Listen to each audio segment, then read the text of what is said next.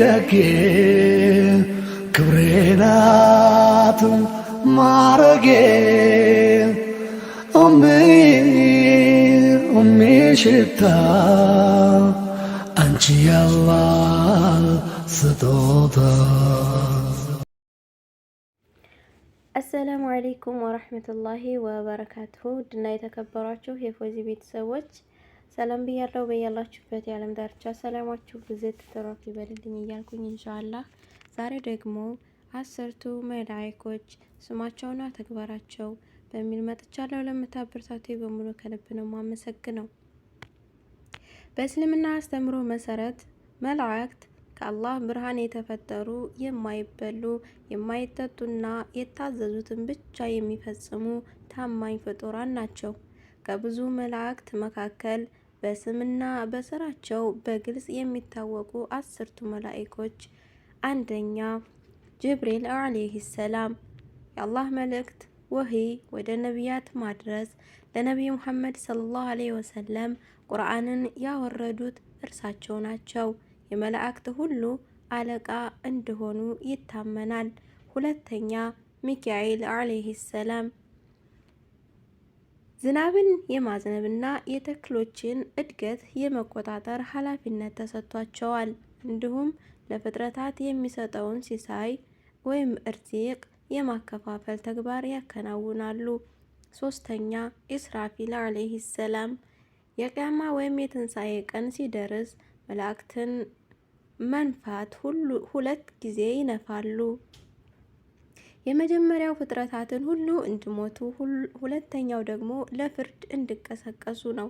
አራተኛ መለከል መውት፣ የሞት መልአክ፣ የአላህን ትዕዛዝ ሲመጣ የሰዎችን ነፍስ ከአካላቸው መለየት ወይም መግደል። በታዋቂ ዘገባዎች ስማቸው አዝራኢል ተብሎ ቢጠቀስም በቁርአን ውስጥ ግን መለከል መውት በሚል ስም ነው የተገለጹት። አምስተኛ ሙንከርና ስድስተኛ ነኪር፣ አንድ ሰው ሲሞትና ቀብር ውስጥ ሲገባ ጥያቄ የሚጠይቁ መላእክት ናቸው። ጌታህ ማን ነው? ነቢይህ ማን ነው? ሃይማኖትህ ምንድን ነው? የሚሉ ጥያቄዎችን ያቀርባሉ። ሰባተኛ ረቂብና ስምንተኛ አቲድ፣ ተግባራቸው በእያንዳንዱ ሰው ትከሻ ላይ የሚገኙ ጸሐፊ መላእክት ናቸው።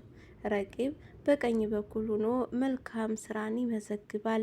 አቲድ በግራ በኩል ሆኖ መጥፎ ስራን ይመዘግባል። ዘጠነኛ ሪድዋን አለይሂ ሰላም፣ የጀነት የገነት ጠባቂና የበላይ ተቆጣጣሪ መላእክት ናቸው። አስረኛ ማሊክ አለይሂ ሰላም፣ የጀሃነም ወይም የገሃነም ጠባቂና የበላይ ተቆጣጣሪ መልአክ ናቸው። በእስልምና እምነት ውስጥ ስለ መላእክት ስናወሳ ከላይ ከተጠቀስናቸው አበይት መላእክት በተጨማሪ በቁርአንና በሐዲስ የተጠቀሱ ሌሎች በርካታ መላእክትና ተግባሮቻቸው አሉ። ስለ መላእክት ያለው እውቀት ለማሟላት የሚከተሉት ነጥቦች ማወቅ ጠቃሚ ነው። አንደኛ አርሽን ወይም የአላህን ዙፋን ተሸካሚ መላእክት። እነዚህ መላእክት ሐማለተል አርሽ ይባላሉ። ቁጥራቸው 8 መሆኑ በቁርአን ወይም በሱረቱል አልሐቃህ ተጠቅሷል። ተግባራቸው የአላህ ዙፋን መሸከምና አላህን ማጥራት ወይም ተስቢህ ማድረግ ነው። 2 ሐፈዛህ ወይም ጠባቂ መላእክት። እነዚህ መላእክት ሰውን ከፊትና ከኋላ በመሆን ከአደጋና ከክፉ ነገር ይጠብቃሉ። አላህ የወሰነው የሞት ጊዜ ወይም አደጋ እስካልመጣ ድረስ ሰውን የመጠበቅ ኃላፊነት አለባቸው። ሶስተኛ በሰላት ወቅት የሚገኙ መላእክት። በፈጅር ወይም ንጋትና በአሱር ሰዓት ሶላት ወቅት ተለዋዋጭ መላእክት አሉ። በእነዚህ ወቅቶች መላእክቱ ወደ ሰማይ ሲወጡ አላህ ባሮቼን በምን ሁኔታ ላይ ተውካቸው ብሎ ይጠይቃቸዋል። እነርሱም ሲሰግዱ አገኘናቸው፣ ሲሰግዱም ተዋቸው ብለው ይመሰክራሉ። አራተኛ የዚክር መጅልሶች ወይም ክበቦችን የሚፈልጉ መላእክት እነዚህ መላእክት ምድር ላይ የተዘዋወሩ የአላህ ስም የሚነሳባቸውን፣ እውቀት የሚቀስምባቸውንና ቁርአን የሚቀራባቸውን ቦታዎች ይፈልጋሉ። እንዲህ አይነት ቦታ ሲገኙ እርስ በርሳቸው ይጣሩና ክንፎቻቸውን በዚያ ባሉ ሰዎች ላይ ይዘረጋሉ። አምስተኛ የጀነትና የጀሃነም ሰራተኞች ከሬድዋንና ከማሊክ በተጨማሪ በጀነትና በገሃነም ውስጥ የሚሰሩ ብዙ መላእክት አሉ። ለምሳሌ ዘባንያህ በጀሃነም ውስጥ ቅጣትን የሚፈጽሙ ብርቱ መላእክት ናቸው። የጀነት አገልጋዮች አማኞችን በጀነት ውስጥ በደስታ የሚቀበሉና የሚያገለግሉ ናቸው።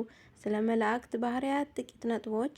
ከብርሃን መፈጠራቸው እንደ ሰዎች ከሸክላ ወይም እንደ ጅኒ ከእሳት ሳይሆን ከብርሃን ወይም ኑር የተፈጠሩ ናቸው። ምርጫ የላቸውም። አላህ ያዘዛቸውን ብቻ ይፈጽማሉ። ማመጽም ሆነ ስህተት መስራት አይችሉም። ውበትና ጥንካሬ እጅግ በጣም ውብና እጅግ በጣም ጠንካራ ተደርገው ተፈጥረዋል። አንዳንዶቹ 2፣ 3፣ 4 ወይም ከዚያ በላይ ክንፎች አሏቸው። ስለ መላእክት ያለንን እውቀት ይበልጥ ለማስፋፋት መላእክት ከሰው ልጆች ጋር ስላላቸው ግንኙነትና ስለ ልዩ ባህሪያቸው ጥቂት ነጥቦችን እንመልከት። አንደኛ፣ መላእክትን በሰው አምሳል የመገለጥ ችሎታቸው። መላእክት አላህ በፈቀደላቸው ጊዜ የሰውን አምሳል ይዘው መታየት ይችላሉ። ለዚህም እንደ ምሳሌ የሚጠቀሱት ጅብሪል ዓለይሂ ሰላም ወደ ነቢዩ ሙሐመድ ሰለላሁ ዐለይሂ ወሰለም ዘወትር ዲህያ ወይም አልከልቢ የተባለውን ቆንጆ ሶሃባ መስሎ ይመጣ ነበር። እንዲሁም ታዋቂው የኢማን ኢስላም እና ኢሳን ጥያቄ በጠየቀበት ሐዲስ ላይ ነጭ ልብስ የለበሰ እንግዳ ሰው መስሎ ታይቷል። ወደ ነቢዩ መርየም ጅብሪል ዓለይሂ ሰላም ወደ መርየም ሲመጣ የተሟላ ሰው መስሎ እንደታያት ቁርአን ይነገራል። ወደ ነቢዩ ኢብራሂምና ሉጥ መላእክትን ልክ እንደ እንግዳ የሰው አምሳል ይዘው ወደ ነቢያቱ ዘንድ መጥተዋል። ሁለተኛ፣ በመላእክት ማመን ኢማን ቢል መላኢካ። በመላእክት ማመን ከስድስቱ የኢማን የእምነት መሰረቶች አንዱ ነው። አንድ ሙስሊም መላእክት መኖራቸውን ካላመነ እምነቱ ጎደሎ ሳይሆን ፈርሷል ተብሎ ይታሰባል። ይህ እምነት የሚከተሉት ነጥቦች ይሰጣሉ። የአላህን ታላቅነት ማወቅ፣ የፍጥረታቱ ወይም የመላእክት ጥንካሬና ብዛት የፈጣሪን ታላቅነት ያሳያል። ለስራ ጥንቃቄ ማድረግ፣ በግራና በቀኝህ መላእክት ስራህን እንደሚመዘግቡ ማወቅህ ከመጥፎ ነገር እንድትርቅ ያደርግሃል። ብቸኝነትን ማስወገድ፣ አማኝ ሰው ብቻውን ቢሆን እንኳ በዙሪያው አላህን የሚያወድሱና ለእርሱ ምህረትን የሚለምኑ መላእክት እንዳሉ ሲያውቅ የውስጥ ሰላም ያገኛል። ሶስተኛ፣ ለመላእክት ክብር መስጠት። መላእክት ንጽህናን ይወዳሉ። ነቢዩ ሰለላሁ ዐለይሂ ወሰለም እንደገለጹት መላእክት ሰዎች ከሚጠሉት መጥፎ ሽታ ለምሳሌ ጥሬ ነጭ ሽንኩርት ወይም ቀይ ሽንኩርት በልቶ መስጂድ መግባት ይቸገራሉ። ስለዚህም ንጹህ መሆንና ጥሩ መዓዛ መኖር መላእክት ወደ እኛ እንዲቀርቡ ያደርጋል። 4 የመላእክት ብዛት። የመላእክትን ትክክለኛ ቁጥር ከአላህ ውጪ ማንም አያውቅም። ሆኖም ግን ብዛታቸውን ለመገመት የሚረዱ ፍንጮች አሉ። አልበይት አልመእሙር በ7ኛው ሰማይ ላይ የሚገኝ የመላእክት መስጂድ ሲሆን በቀን 70,000 መላእክት ይገቡበታል። አንዴ የገቡት ደግሞ እስከ ትንሣኤ ቀን ድረስ ተመልሰው የመግባት እድል አያገኙም። ይህም ቁጥራቸው ምን ያህል እጅግ በጣም ብዙ እንደሆነ ያሳያል። በእስልምና አስተምህሮ መሰረት ጀነት የዘላለም ደስታና ጀሃነም የዘላለም ቅጣት የሰው ልጅ ምድራዊ ሕይወቱን ከጨረሰ በኋላ በመጨረሻው ዓለም የሚኖርባቸው 2 መድረሻዎች ናቸው። አላህ ሁለቱንም አስቀድሞ ፈጥሯቸዋል። አንደኛ፣ ጀነት የአላህ የክብር አድራሻ። ጀነት አላህ ለደጋግና ታማኝ ባሮች ያዘጋጃት ስፍራ ነች። በውስጧ ዓይን አይታው የማታውቅ ጆሮ ሰምቶት የማያውቅ በሰው ልብ ውስጥም ውበቱ ታስቦ የማይታወቅ ጸጋዎች አሉ።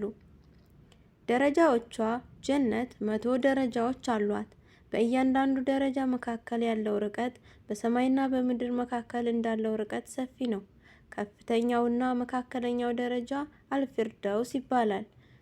በሮቿ ጀነት 8 በሮች አሏት። ከዚያም መካከል አረያን የተባለው በር በረመዷን ሲጾሙ ለነበሩ ሰዎች ብቻ የተከፈተ ነው።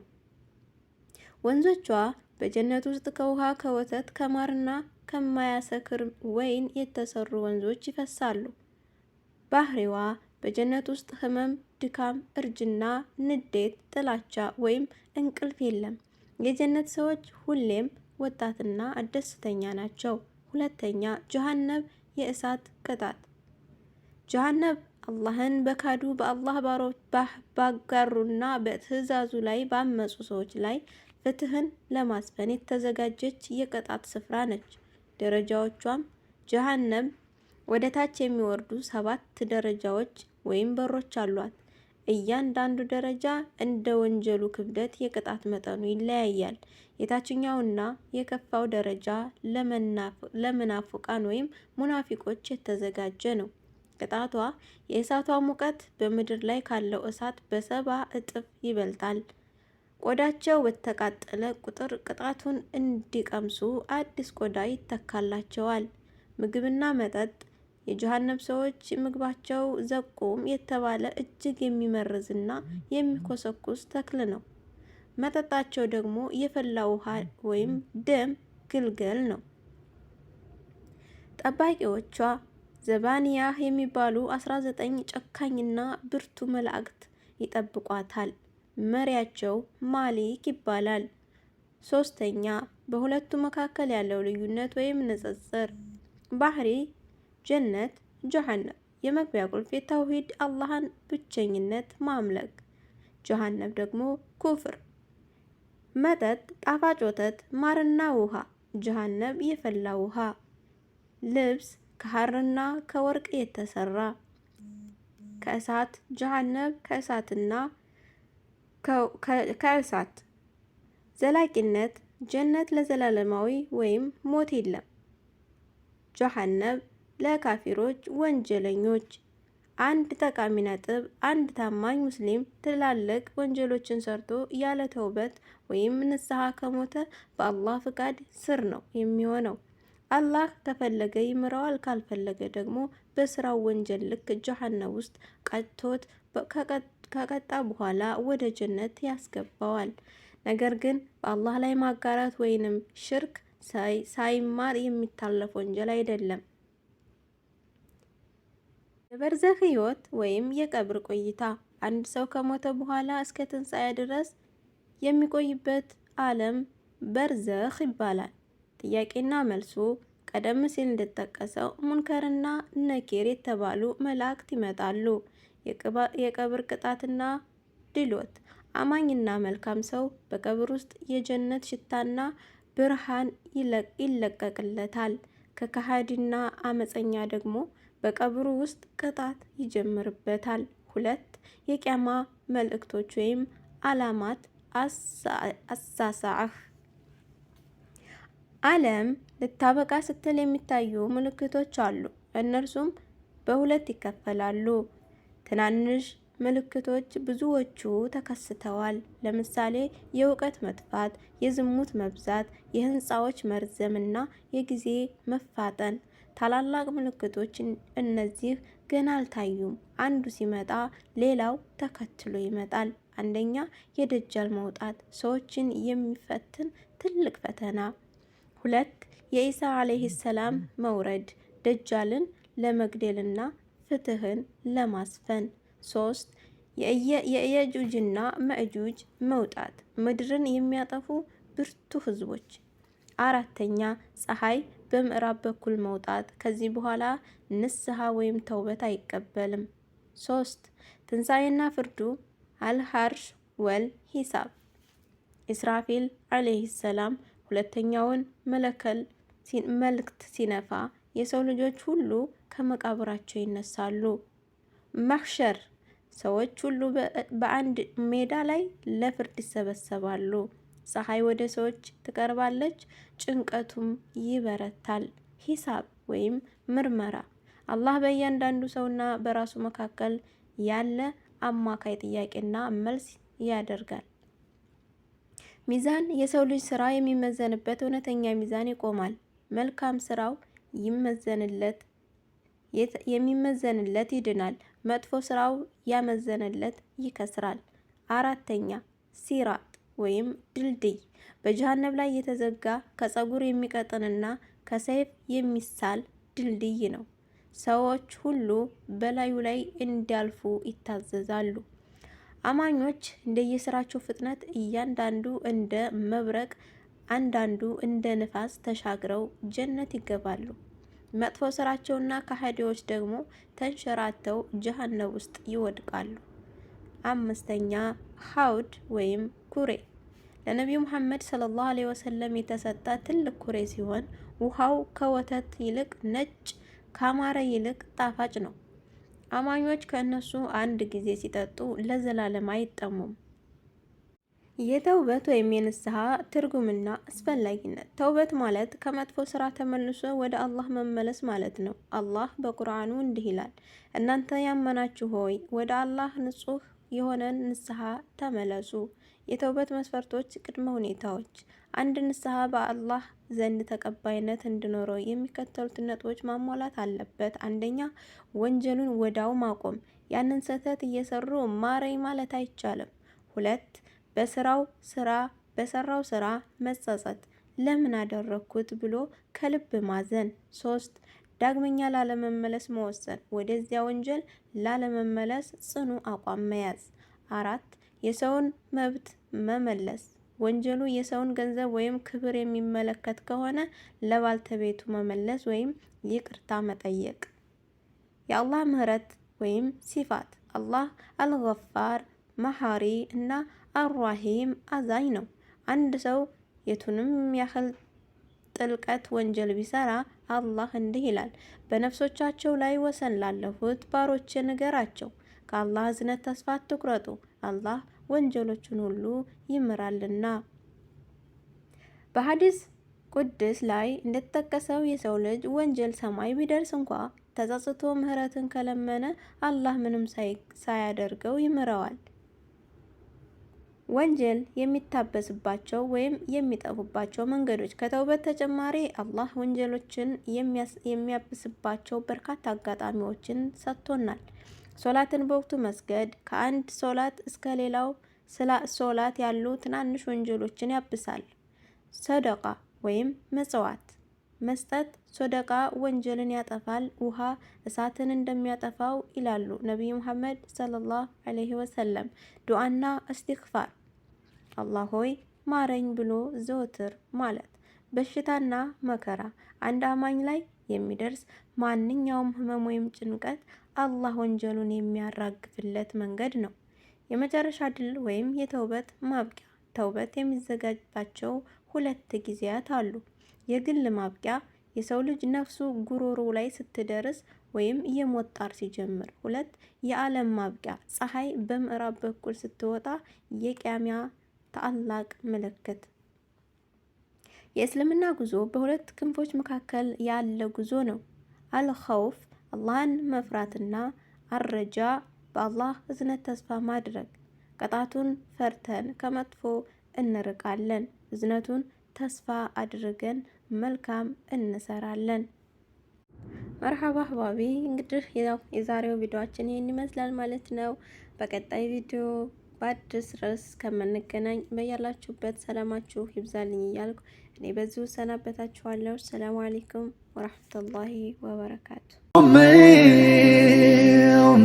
ደጌ ክብሬ ናት ማረጌ